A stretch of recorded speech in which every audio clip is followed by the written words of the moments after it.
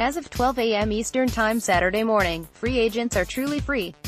They can negotiate and sign with any team.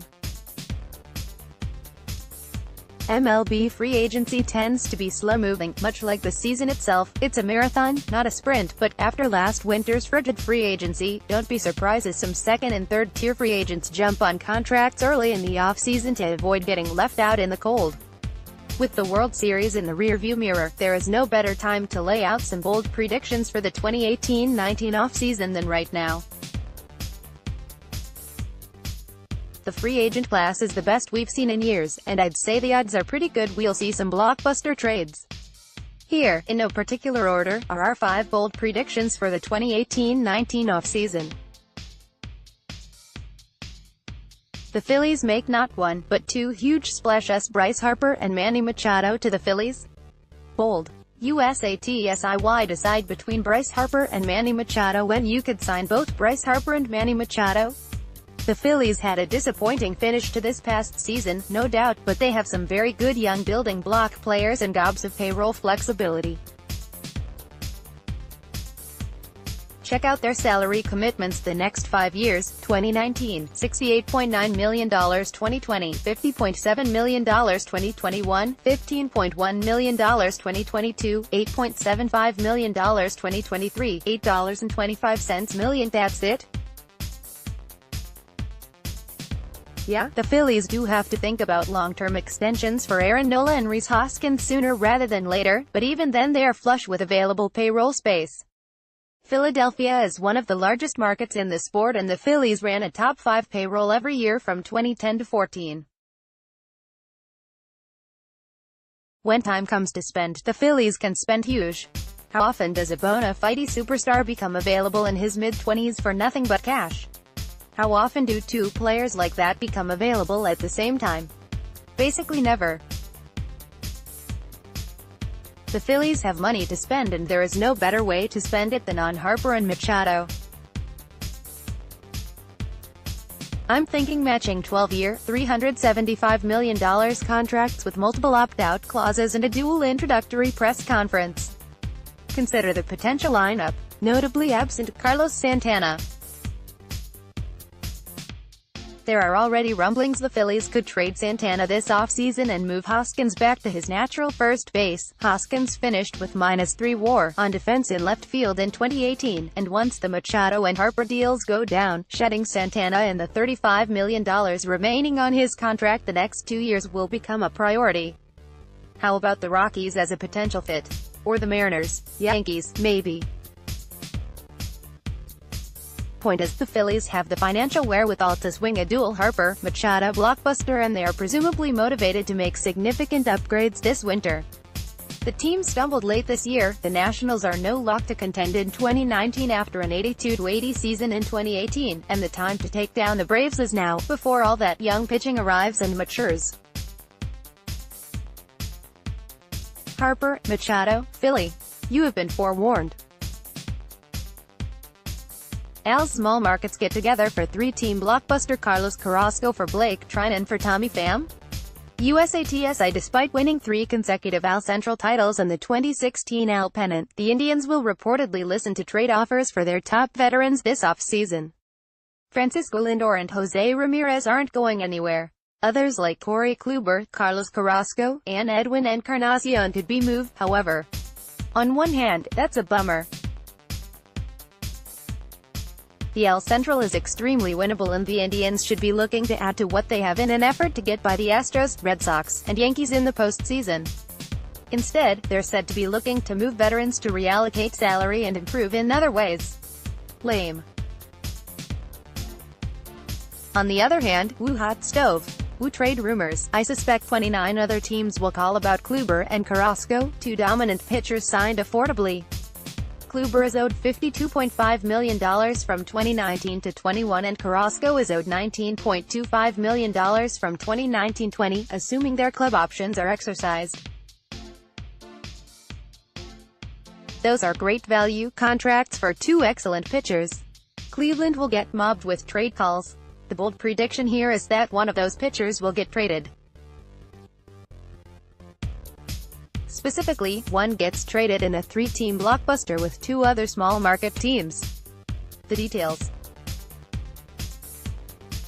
How's that for a fun trade? The A's get the starter they need, the Indians get the outfielder they need, and the Rays get a great closer for the end of their bullpen games and an open outfield spot for top prospect Austin Meadows.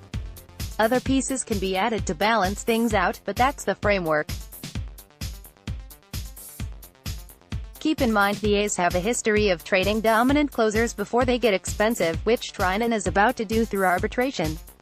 Sean Doolittle, Houston Street, Brad Ziegler, all cashed in as trade chips before their big paydays arrived. Realistically, Trinan's trade value will never get higher. He just had a marvelous season and he has 2 years of control remaining.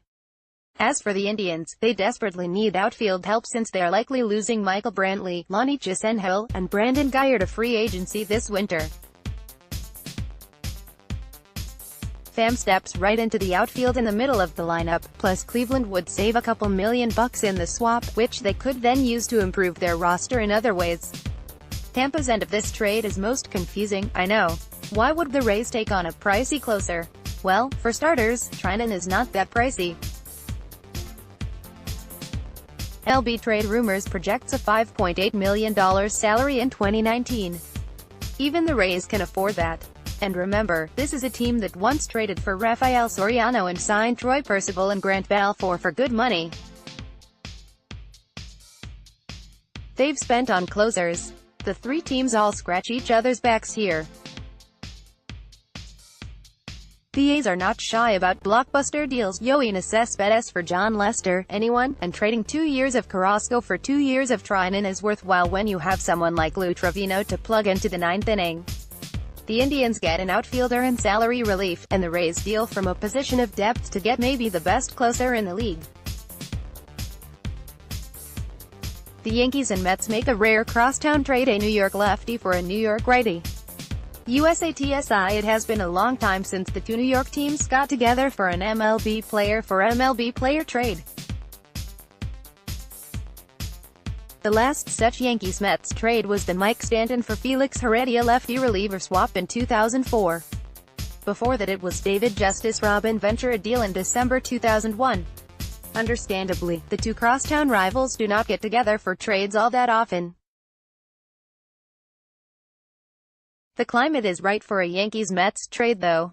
The Mets have a new general manager and the Yankees are presumably miffed their biggest rival just knocked them out of the postseason and won the World Series.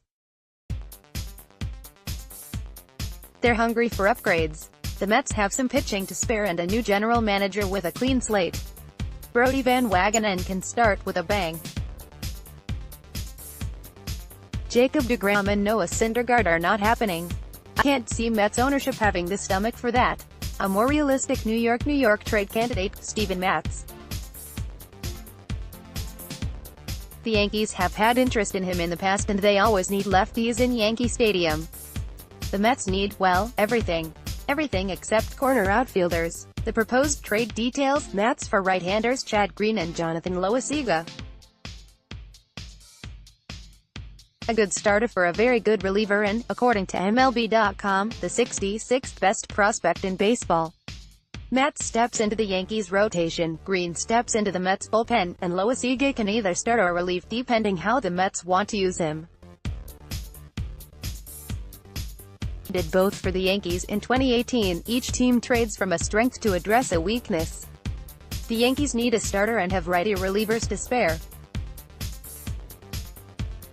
The Mets can move a starter but need to address the back end of their bullpen and add organizational depth. Also, the Mets save some cash which owners Fred and Jeff Wilpon will appreciate they can use elsewhere on the roster. Darvish goes back to Texas. How about a return to Texas for Yu Darvish? USATSI. Year 1 of the Yu Darvish era was pretty much a disaster for the Cubs. He threw only 40 innings and was mostly ineffective, 4.95 ERA and 87 ERA before going down with what proved to be season-ending biceps and elbow trouble.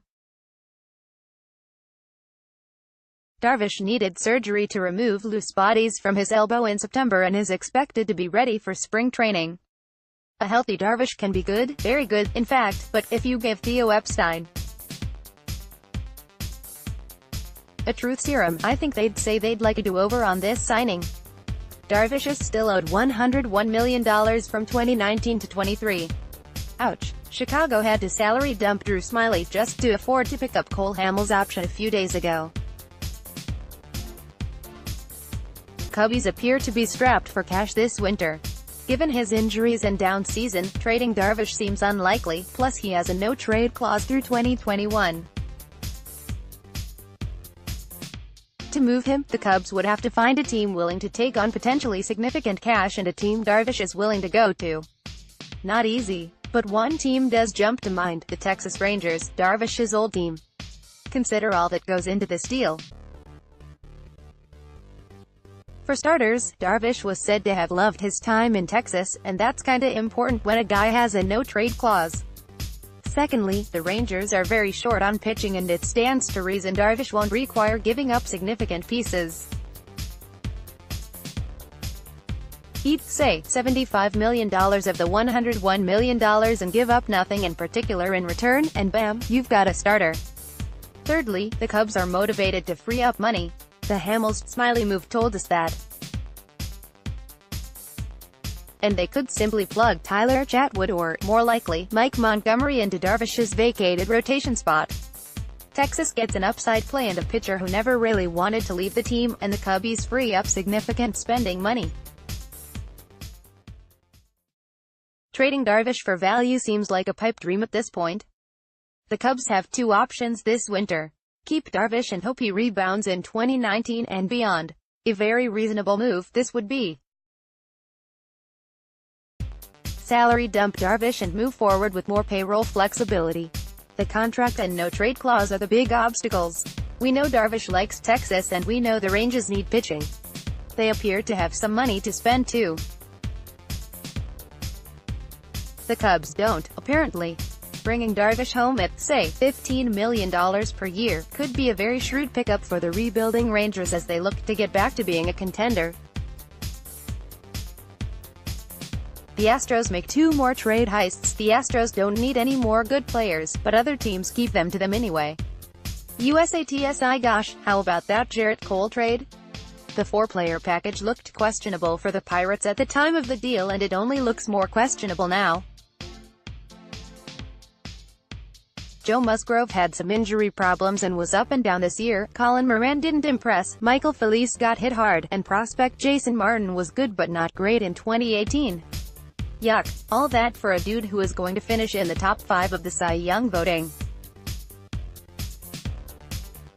The Astros pulled off a heist last offseason. Things can shift in Pittsburgh's direction going forward, for sure. Right now though, it is clearly advantage Houston, and the guess here is they will do it again this winter.